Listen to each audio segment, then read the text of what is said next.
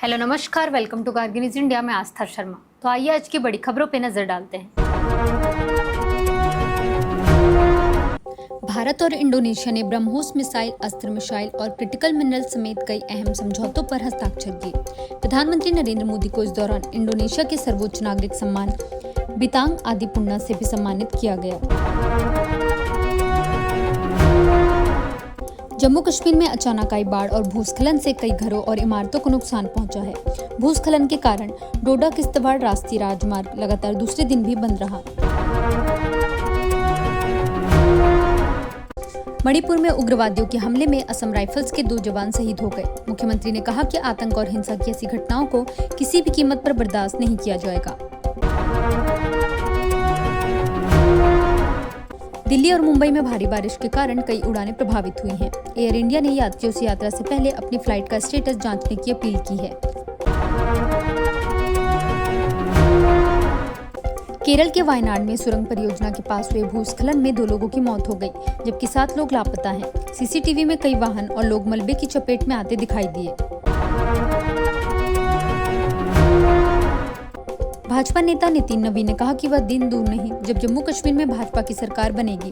उन्होंने यह बयान डॉक्टर श्यामा प्रसाद मुखर्जी पखवाड़ा के समापन कार्यक्रम में दिया।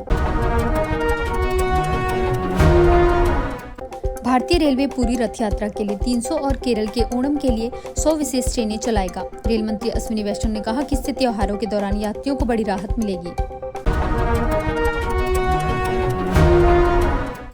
अयोध्या राम मंदिर ट्रस्ट ने सीईओ नियुक्त करने का फैसला किया है और चंपत राय का इस्तीफा स्वीकार कर लिया है। सीईओ के चयन के लिए 3 सदस्यीय समिति बनाई गई है।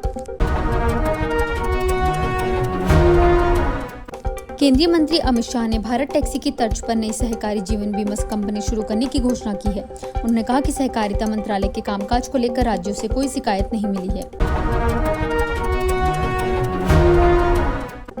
भारत ने अमेरिका में लॉबिंग के लिए जेसन मिलर की कंपनी SHW पार्टनर्स के साथ अपना अनुबंध नवीनीकृत किया है। इस समझौते के तहत कंपनी को हर महीने $1.5 लाख का भुगतान किया जाएगा। सुप्रीम कोर्ट ने डीएमके की याचिका पर कहा कि अदालत को राजनीतिक मंच नहीं बनाया जा सकता। कोर्ट ने अभिव्यक्ति की स्वतंत्रता पर रोक लगाने से भी इनकार कर दिया।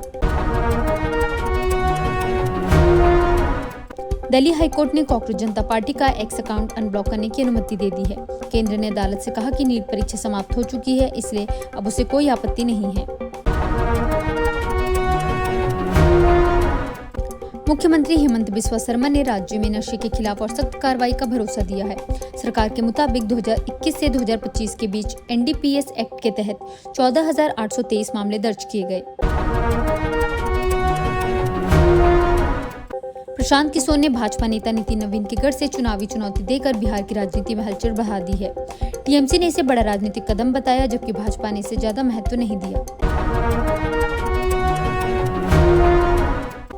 ममता बनर्जी गुट ने चुनाव आयोग से कहा कि पार्टी की संगठनात्मक समितियां 2027 तक वैध हैं।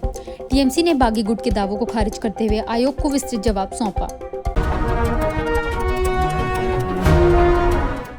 पश्चिम बंगाल के पूर्व मंत्री अरूप विश्वास मेसी इवेंट मामले में पूछताछ के लिए पुलिस के सामने पेश हुए। दिसंबर में हुए कार्यक्रम में कथित अनियमितताओं की जांच जारी है।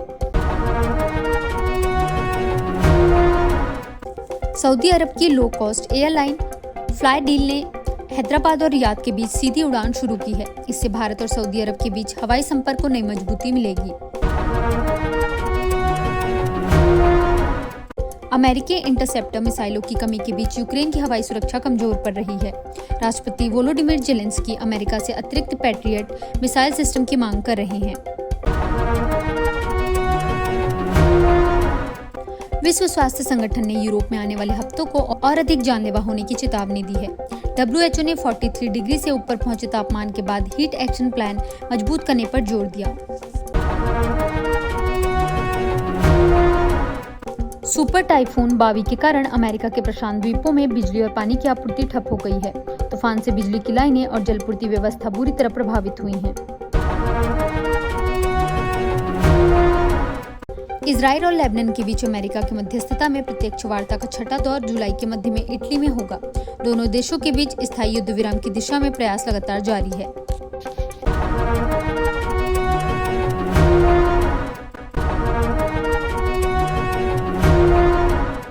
ये थी आज की बड़ी खबरें। बने रहिए गार्गी न्यूज इंडिया के साथ। मैं आस्था शर्मा, धन्यवाद।